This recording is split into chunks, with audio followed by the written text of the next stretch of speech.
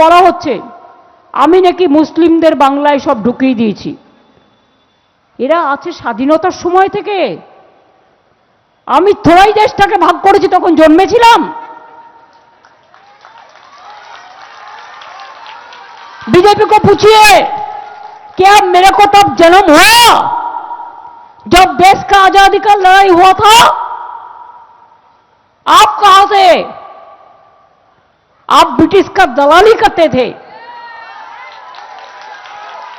गांधी जी को गोली करके कौन मारा? बड़ा बड़ा बात करते हैं। যাদের কিছু বলার থাকে না তারা উল্টো পাল্টা বলে। এদের সাইকিয়াট্রিক প্রবলেম আছে। আপনি যতই ভালো কথা বলুন বুঝবে না। ওদের মাথায় যে ধর্ম, ইতিহাস বইয়ে সব বাদ। আবার বিচার বিভাগকেও চোর বলেছিল, জাস্টিস নিজে এনসিইআরটি ওইটাকে বন্ধ করে দিয়েছে, সব ইতিহাস ভুলিয়ে দিয়েছে। রামকৃষ্ণ নেই, নেতাজি নেই, দেশবন্ধু নেই, ক্ষুদিরাম নেই, প্রফুল্ল চাকি নেই, গান্ধীজি নেই। আরে গান্ধীজির নামে প্রোগ্রাম ছিল না নারেগা, তো এটা তো গান্ধীজির নামে প্রোগ্রাম ছিল, তো গান্ধীজির নামটা তো তুলে দিয়েছে। আর যেদিন তুলেছে তার ৮ ঘন্টার মধ্যে আমরা মত মাসি প্রোগ্রাম করেছি। তিনি কিন্তু গুজরাটের মানুষ, জন্মেছিলেন, মনে রাখবেন।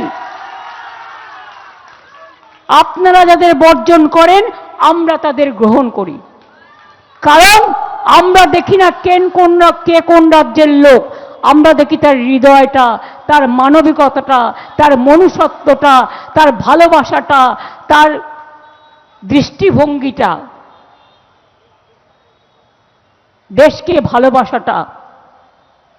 গান্ধীজিকে মারতে গিয়ে 3টে গুলি ছুঁড়েছিলেন, আর এখন বিজেপি দেশটাকে দখল করার জন্য দেশটাকে তো শেষ করে দিয়েছে, ছেড়ে দিন। আজকে ওগুলো আমরা কেন রেখেছি? খালি হাড়ি, খালি কড়াই, খালি বাটি, গ্যাস নাই। গ্যাসে আপনি চাইতে গেলে এখন 21 দিন আগে আপনাকে বুক করতে হবে। তার যদি আপনার গ্যাস আজ ফুরিয়ে যায়, ওই চুলোটাও পাবেন না। ও চুলোতে করতে গেলে কাঠ লাগবে, জঙ্গলে যেতে হবে কাঠ কাটতে, তাহলে গুল দিতে হবে।